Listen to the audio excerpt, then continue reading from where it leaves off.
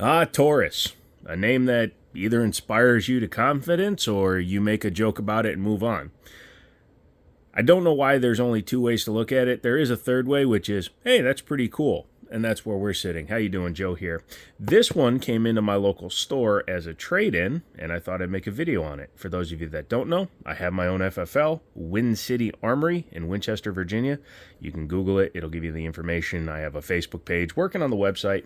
When that's up, everything will be on there. But yeah, Wind City Armory, just Google it. Give me a call, say, saw you on the YouTubes, and I will hook you the hex up. Anywho, like I said, this came in on trade. I wasn't looking for one, but I got it for a good enough price that I said, hey, go ahead. And I want to take a look at the gun now that it's been out for a few years. And that particular firearm is this, the Taurus G3 full size. Well, technically mid-size, but it's a full size for Taurus. Box comes with one extra mag and the gun lock, although the guy took the key to the gun lock for some reason after we did the trade, so I just have a generic gun lock that's going to go with it. Let's go ahead and clear it. Make sure that you see that it is clear. Nothing in it. Do the quick finger the date move on your gun. Make sure that there's nothing in it. Drop the slide. It's a little bit oily because I cleaned it and oiled it, because why wouldn't I? Before I sell something, you want your product to be as good as you possibly can. But this is the Taurus G3. This is in the gray-black two-tone, and yeah, it's actually a pretty damn good gun that people sleep on unless you're in the know. So if you're a Taurus guy, you know about this gun. If you're a Glock guy, you're going to laugh your ass off because you're like, oh, look at that clone. It's actually not a true clone because it actually has a few upgrades from a Glock that we'll talk about in this video. Number one, the G3 lineup came out because Taurus took the PT-111 Millennium G2, long-ass name, turned it into the G2C.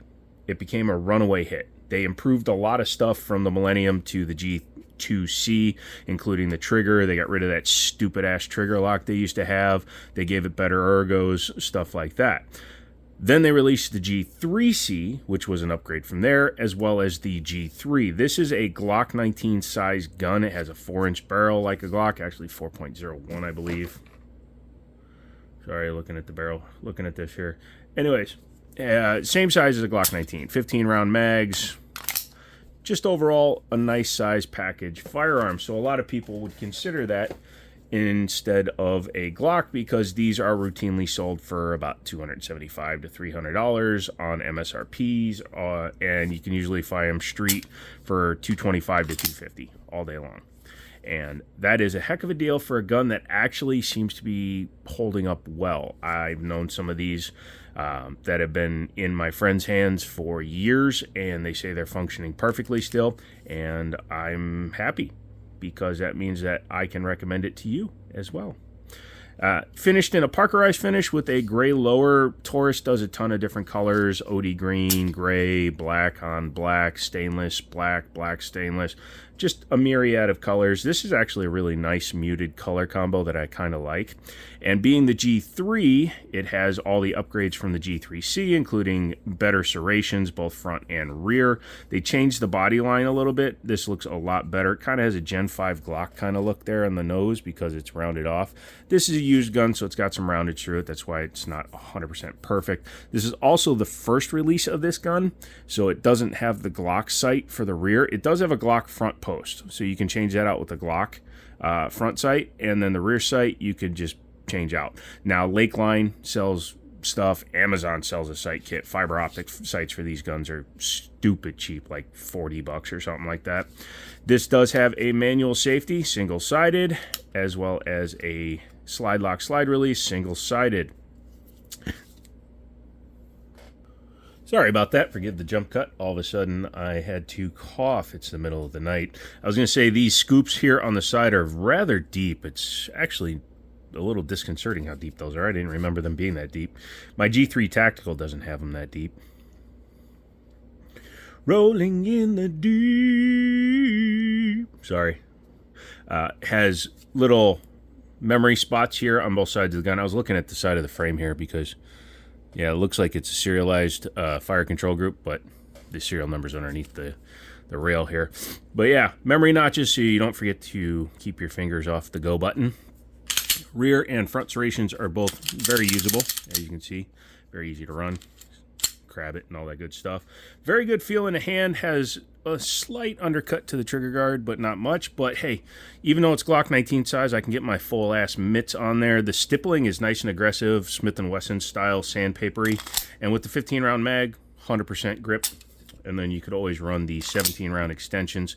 Not a big fan of the way they did the extensions. I know they did this so that it can go into different guns and stuff, but I would have actually maybe just made a new base pad, base pad, blah, blah, blah, blah, blah, or found a way to attach these to the body of that, because I have pinched the shit out of my fingers before.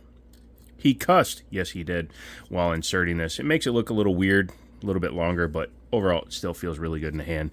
The overall length of it allows you to get your thumbs up high if you're one of those shooters like I am. Went down to North Carolina, hung out with my buddy Stone. And yeah, I'm getting a lot more proficient with that overhand kind of pew view grip. It does cause me to not lock back all the time because of the way my hand kind of goes up here. But yeah, it's a good grip and it feels natural in the hand. Has a not Glock angle. You can see the angle of the backstrap is different, which is one change from Glock. No finger grooves. I think the G2C had a couple of little vestigial finger grooves. This one's flat fronted, so you can, you know, no matter what your hand is, you can choke up on it. You can get all the little piggly wigglies up there and jam them on the gun so that you can hold it. Rather small release. It is reversible. This one is set for a right-handed shooter. The magazines come flying out of the gun. And again, you can carry it with the flush fit, and then you have a Glock 19 size gun, or you can go ahead and run the 17 rounder. I would carry the 17 rounder as your backup, run the 15 rounder, because this is what prints. So this is what's sticking out the side of your ass. There you go. Has just a standard striker fire backplate on there. The sights actually are decent for what they are, although I would still swap out for the Lakeland, Luco.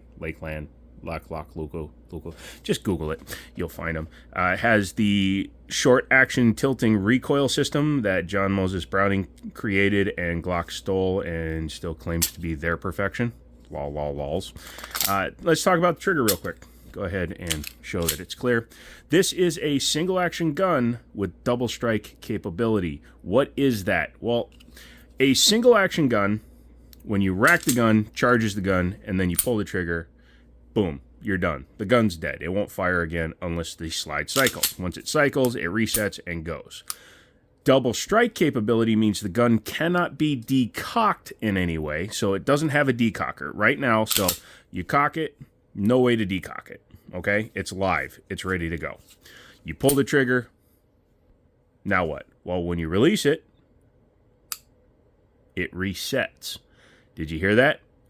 And then you can do it again. So you reset, which pre-cocks a striker, and then you finish it off by pulling the trigger again, which gives you the chance to fire a round that may have kind of had a dud feel to it, didn't fire, hang fire, whatever. Just keep pointing down range and keep pulling the trigger.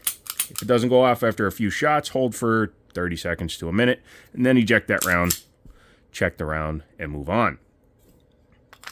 Why is that a good thing? Well, number one, even with this double strike capability, still has a better trigger than a standard Glock. Now, it's not a great trigger. Don't get me wrong. By any factor, 1911 would kick this thing's ass.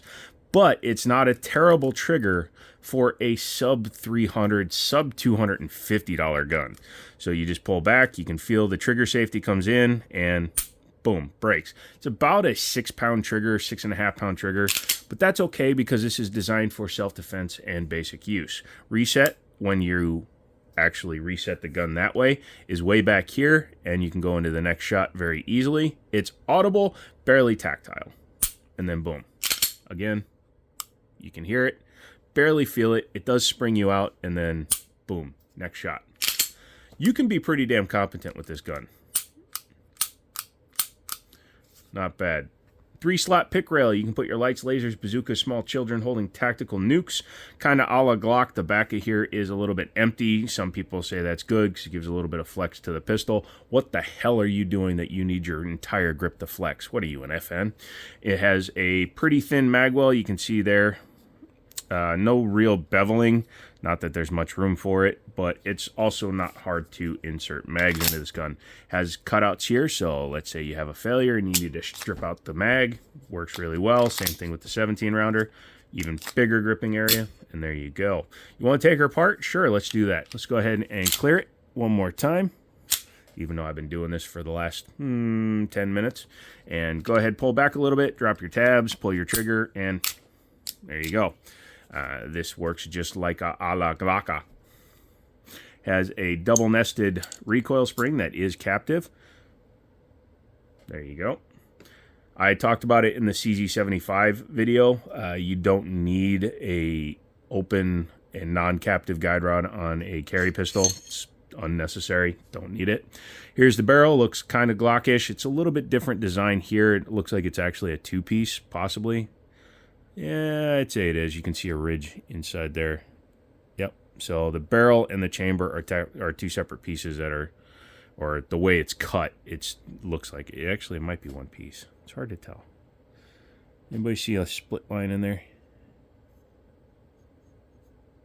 Okay, so it is a single piece. It's just the way it's designed. So the round goes in and the case stops there and it goes into the rifling. The rifling's pretty nice in here. This gun has a pretty high round count as far as I can tell, but the barrel looks good. The rifling looks good. Taking a look at the inside of the slide. Looks very familiar to a Glock, don't it? Has the forward mounted fire pin block. There's your striker safety. There's your extractor, which is external, which is held in by the firing pin block. And there's your striker tube. Finish is actually holding up pretty good for the rounds that I believe are in it. Looking at the lower, it's a Glock with the safety. Say what you want. Some people like safety, some people don't. If it has a safety, I use it. If it doesn't, I don't care. You know, SIG 320s, 365s. There's a lot of guns out there that are actually factory with no safeties on them, so it's fine. So you go ahead and reassemble it like that. As you can see, everything is ready to go. You line it all up, take this, and there you go.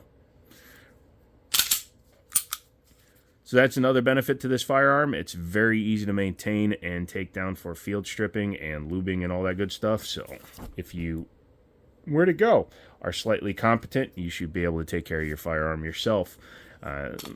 What else can I say about this thing? For the money, you're going to be hard-pressed to beat it. Keep in mind that it is a Taurus. Are you going to get 100% reliability out of this gun? Probably not. Are you going to get 95%? Probably.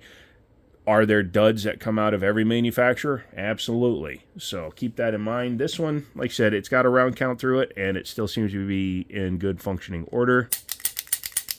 I don't think I would be afraid to use this gun. If I didn't already have the G3 Tactical, I'd probably take it for my collection, but don't need it. So one of you lucky son my bonds gets to buy it. Look me up, Wind City Armory. Google it. And give me a call. Open 11 to 6 Monday through Friday. Probably going to be open Sundays. Set me apart in Virginia. Come back for another video. I have a couple of other guns coming from a friend of mine that I'm going to check out. And we'll post some videos on those. So leave me a comment. Let me know if you have one and how many rounds you got through it and whether or not it's still running. Come back for the next video. And as always, nothing gory means no story. And I'll talk to you later.